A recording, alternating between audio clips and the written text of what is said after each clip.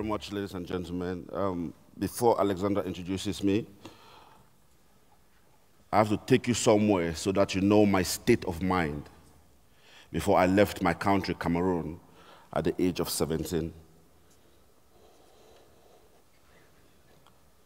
Are those not shadows lurking in the place I once called home? Underneath this kitchen is our family shrine. Behind this kitchen is my father's grave, my grandmother, Auntie Sarah, my uncle, Mr. Ndumbe, my nieces, my nephews will join him soon. I do not care for the voices of my ancestors to rescue me. I am hell-bound, of that I am certain. Is that not my sister I see? Is that not my uncle I see? Is that not my auntie, my nieces and nephews I see? Yesterday you loved me. Today your faces mask so much disdain, so much hatred. How long have you been planning this? Did we not fetch water from the streams of More together? Did we not fish together? Did we not climb the hills of Weli together? I am hell-bound. Of that I am certain. And I do not care for the voices of my ancestors to rescue me. See, as I stood there, a can of petrol in one hand, a box of matches in the other, gazing at my father's house with deadly intent, madness in my soul, murder in my mind. Just like today, the night was silent, as if it were holding its breath. Even the moon could not bear to watch as it hid behind angry clouds, the likes of which seldom trouble African skies. But as I move forward to set the wheels in motion that will carry me into damnation, I heard my mother's voice piercing through the African skies. My mother spoke to me in the language of my ancestors and those before her. My mother cried, Agbe wolo atimbangundu, Agbe wolo atimbangundu, weye oma weya nje, weya oma mo kakagmema. I turned around and I followed my mother's voice towards the house. But there was no new dawn seeping through the horizon. You see, my mother's voice may have halted my actions on that day. But I, Motimbele, the one who comes and goes, I, Yomandene, the guardian who lives on the mountain where my grandmother lived upon her death, a mountain of broken heart, I, Ekulekule, the wise one, I, Eric Ngalle Charles, I will have my revenge in this life and not wait for the next. Thank you very much. Thank you, Eric. It's a great pleasure to introduce Eric Ngalle Charles here. And we'll do this session a little bit like the desert island discs. We'll intersperse the interview with performance. And I'll start, Eric, by, there's no need to introduce you again because the introduction was in English, so I'll just say that, or repeat that you are from Cameroon originally, and you came to Wales. You made a very long journey to get to Wales, and what you just performed is part of a play, isn't it? Yes. And it's a play that goes back to the beginning of that journey. That's correct, yes. It's your story, and we often, with refugees, with migrants, with immigrants, we often talk about their story. We want them to tell us their story. We want them to tell us their story so that we can understand better where they are coming from and what they have experienced and what they're experiencing. Your story is the stuff of tragedy. it has all the ingredients of great tragedy. It has betrayal, it has rejection, you were cast out of your family. That's correct. And all this was because of a family feud over inheritance. Now, you have told this story a number of times. That's correct. And the last time you told it to children here in Malta. You held a couple of workshops with kids aged about 10 to 12. And you told them, you performed the story, really. You told them about your childhood, about how it came that you left your country, your village, your country, and you ended up in Russia. That's correct. And you also told this story to an artist, Maltese artist, Matt Stroud. Matt Stroud. And we would like to thank him. Thank you very much. And he created these illustrations that you are seeing behind us. You showed them to the kids. You told them what the story is that these illustrations are telling, but you also asked them to write. And they were very creative, yes. Yes, yeah. Let's now go back to the start of your journey. And when you left, you thought that you were going to Belgium, to Bruges. Yes, yeah, to study. Well, once again, thank you very much, ladies and gentlemen. Thank you, Malta, Isjamed, and the Mediterranean Literature Festival for having me. When I received the email that I have been invited to Malta, I was thinking to myself, oh my gosh, this thing has gone a full circle, because on the 1st of May, 1997, I arrived Malta. I was 6 months shy to my 18th birthday. I was supposed to collect my transit visa. So when I approached the immigration desk and I said, can I please have my transit visa to Bruges in Belgium? The immigration officer simply laughed at me and said, Mr. Charles, sorry, you have a one-way student visa to Moscow. And you can imagine that in Cameroon it was summer and I had a summer jacket. I'm like, is this some sort of a joke? They said, no, your Aeroflot airline leaves in 15 minutes. So on the 3rd of May, we arrived Moscow. But the piece that I performed is called Death on the Third Floor, because until the age of 17, I grew up, my mother loved me, my father's family loved me. And then one day, my nephew and I went fishing, and we didn't stop at my mother's house. When I say we went fishing, we didn't go to the Mediterranean to catch the fish that we ate the other day. We were fishing for tadpoles. You know, they hadn't completed their metamorphosis. They were still tadpoles, not frogs. So we thought this was, so we caught a few, and I came to my father's house with my brother, Lyonga. And my auntie Sarah cooks it for us, and she calls me, Elikie, Elikie. You know, I told the children that when my mother calls me Eric, it means I've done something wrong.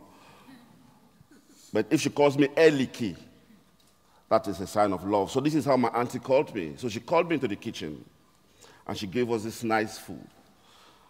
And Lyonga and I, we are eating. And then suddenly my uncles come home. He doesn't say hello or hi. He just walks straight to the kitchen. And next thing I hear is, Lyonga, Lyonga, Jaye, Jaye, Lyonga, come, Lyonga, come. So I'm thinking maybe someone died. But I'm from a small village. If someone dies and people start crying, it has a ripple effect. So aunties will be crying. Even if you don't know who dies, you just start crying. But nobody had died, so no one cried. 15 minutes later, Lyonga is still in the kitchen. So I thought to myself, let me go and see what is happening to Lyonga. But when I came there, the door was half open, it was ajar. And Lyonga was sitting on the ground with his hands behind his head. Lyonga was crying. And then my uncle looks at me as a lion would look at a wounded prey. And then my auntie comes and she says these words. So that was the first day I started dying. So my auntie says, Ngalle, you are no longer allowed to come into this compound. If you come into this compound, we will kill you. So I'm thinking, Are the stars aligned wrongly? Is this some sort of a joke? Is it April Fool's?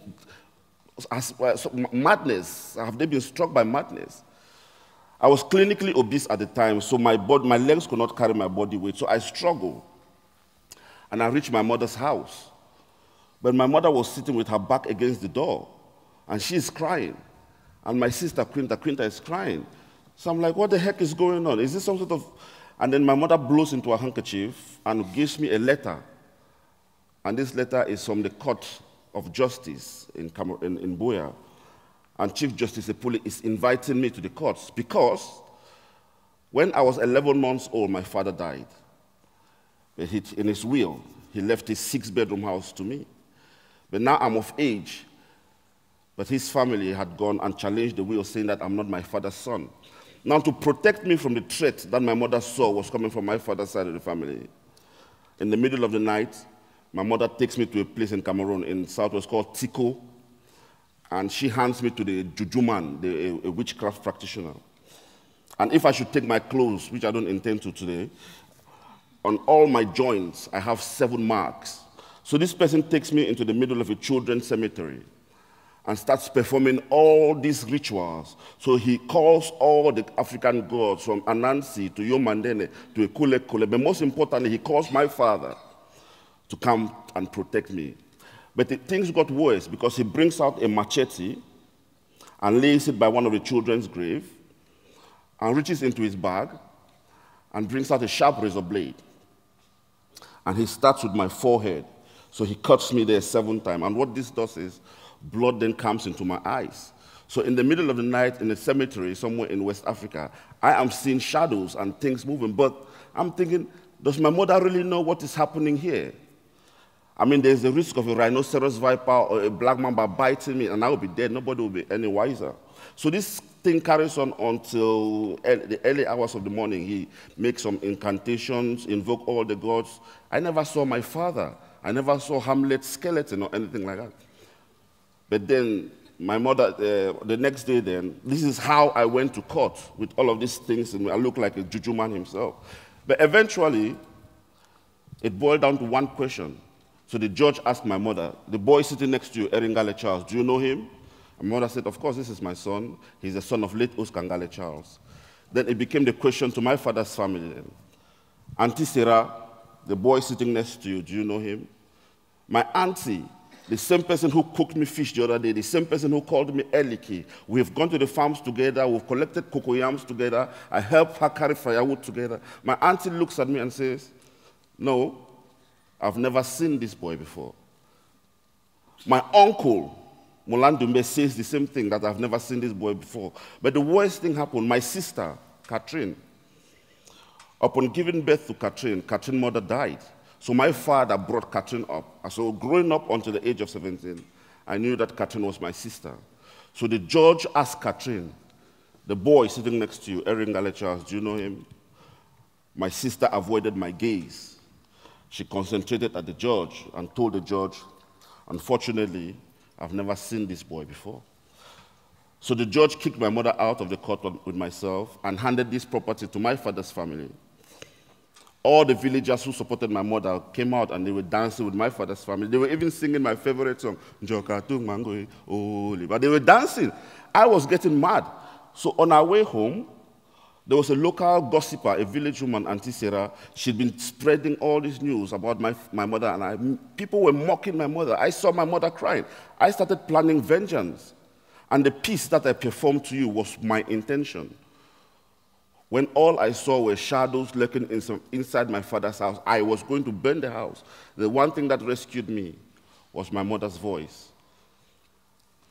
And a few days later, I have my invitation letter, and I ended up in the capital of Cameroon. But things just got from bad to worse. So what happened next was that you thought you were going to study in Belgium. Yes. You came to Malta, and you realized that you were actually supposed to board a plane to Russia. That's correct. So effectively, you were trafficked to Russia. I was. You ended up there. where your papers were taken away, you didn't actually have a visa to study, so you really had to survive. And this is your story. It's the story of survival. Yes. And it's a story of also having memories of the happier days that took you through all this suffering. Yes. You spent, what, 2 years 2 in years, Russia? 2 months, exactly, yes. And we have the book here, which is actually the first part of a memoir. And this is the book that recounts that period in Eric's life when he lived in Russia and he was trying to survive. In the end, he managed to obtain a passport which didn't belong to him, and he traveled with that passport to the UK.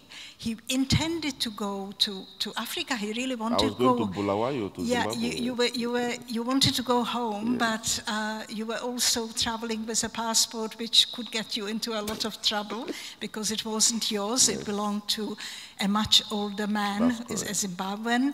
And so you came to the UK, and at Heathrow Airport, you realized that actually you know some people in the country. Yes. And this is how you ended up in Wales. That's correct.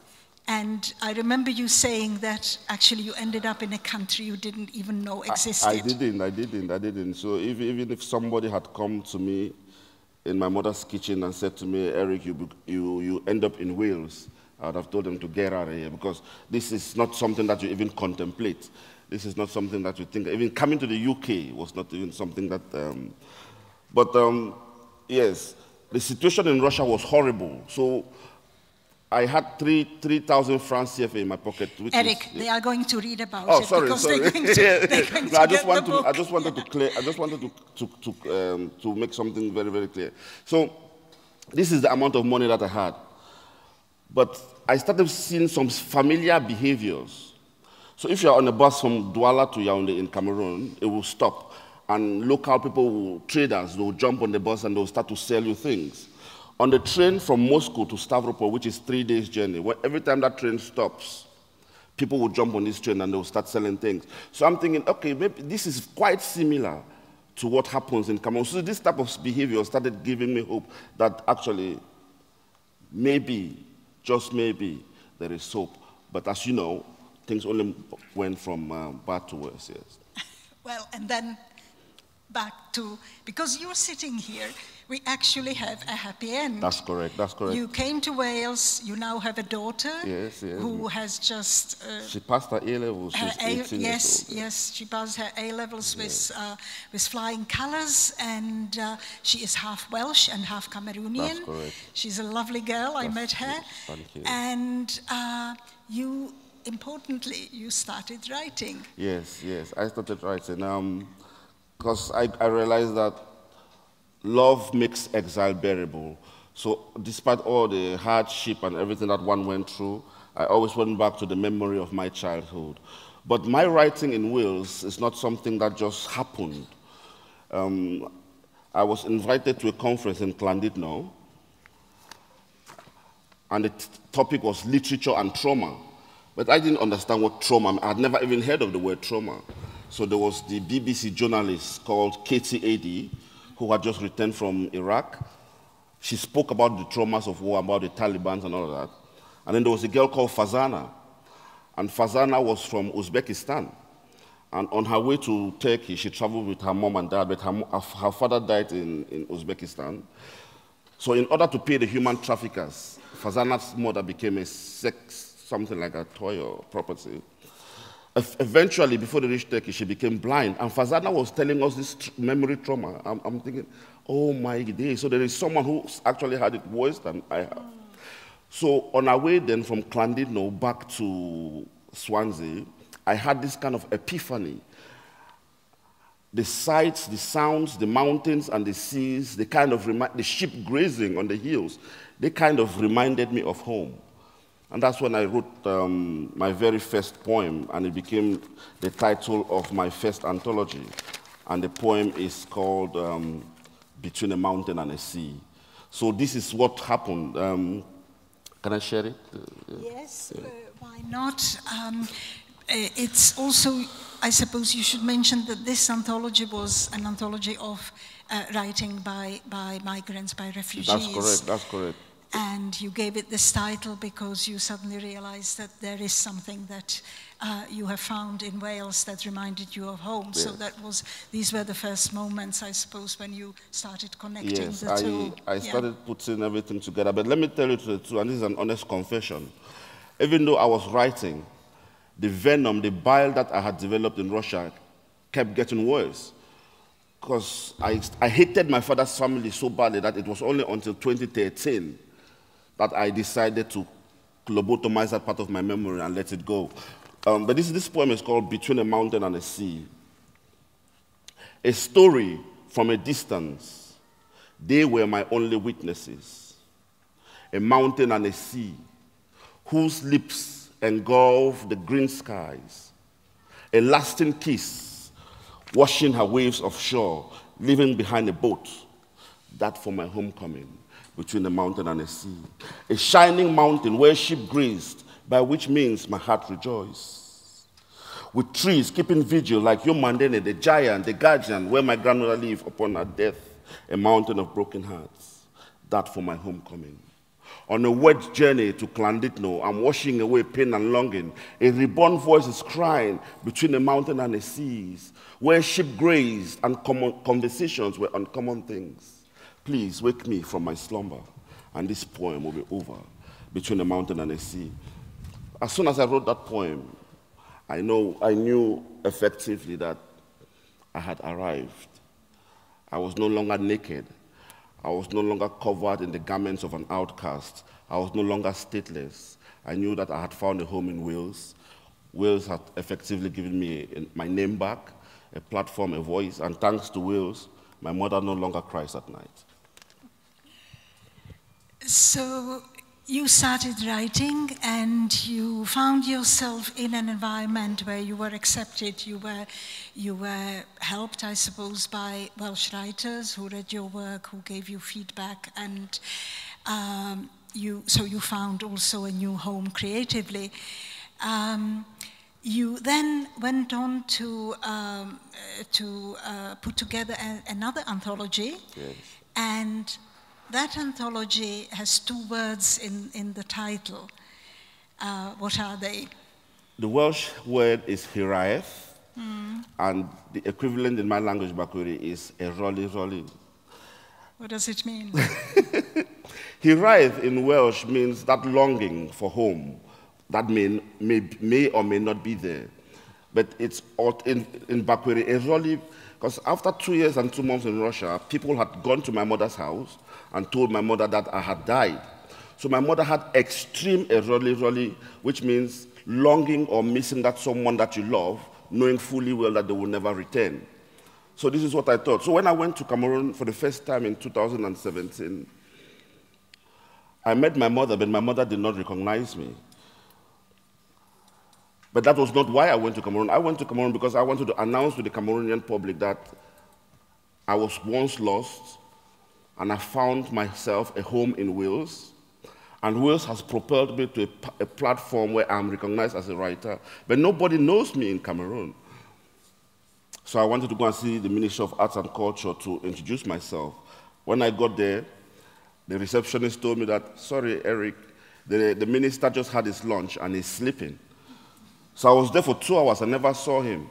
But as my life has been a series of coincidences, you might call it serendipity. I was sitting in the minister's office, and a journalist comes in, Becky Bisson, and she has been following my progress on my blog post. And she goes, are you Eric Charles? I said, yes.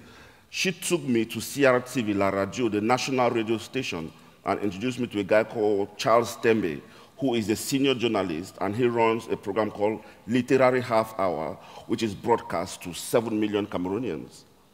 And he interviewed me there, and I told him what I was doing. The next day, we had 30 students in the Yaoundé, and I ran a couple of workshops. And when I came back to Wales, I told the national poet of Wales, Ivor Abglain, that this is my plan. And he was the first person who sent poems to this anthology. And the anthology was launched here in Wales in August during the Eisteddfod. And then we went to Cameroon in 2018 to launch it. Now the weird thing happened. When I went to Cameroon for the 3rd time, this is when my mother recognized me that her son has returned. So she didn't call me Eric Ngalle Charles. My brother called me Oscar, which is my father's name. And I remember when we were going up and down these court cases, my mom always stops and looks at this particular window. So I thought to myself, you know, let me ask my mom why she stops and stares at this window. But there are certain questions that a child does not ask the mother.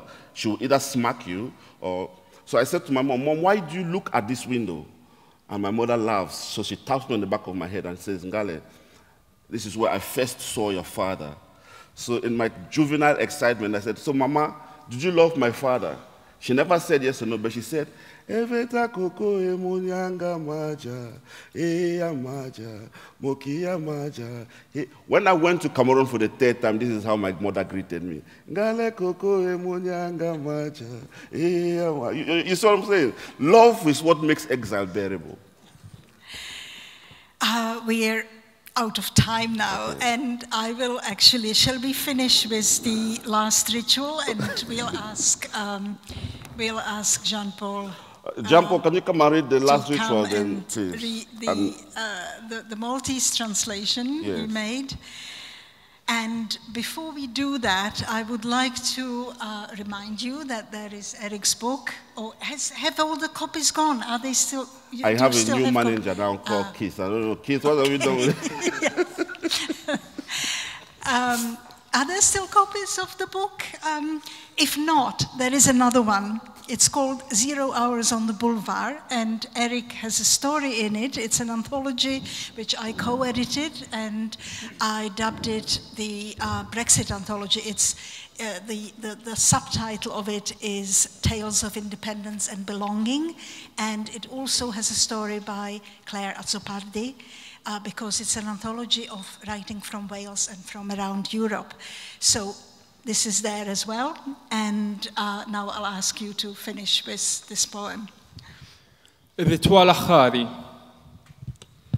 Dakinhar tlabt bil-sien li jinsess ma fimx. B'lingwa li ma nafx. Nidħak. Ix-xita nieżla fuq dari. Tikmixi jaħbil modijiet ta' żmien. Jiena barrani fosta ġewwa. Nibki. Ma niftakarx ħolmti. Ir-raġġi tax-xemx iskansaw ġilti. Iż-żarbun bit-toqob. Ħallas dejni għal 1000 darba. Ma dawk li riedu joqtluni. Nidħak. Dan il-qabar tiegħi. Dan il-qabar tiegħi. Jingħaw wieqaf fal-anarċis. Qed nistennik. Qed nistennik. Titfinni. Thank you. A round of applause. Thank you, Eric. Thank you.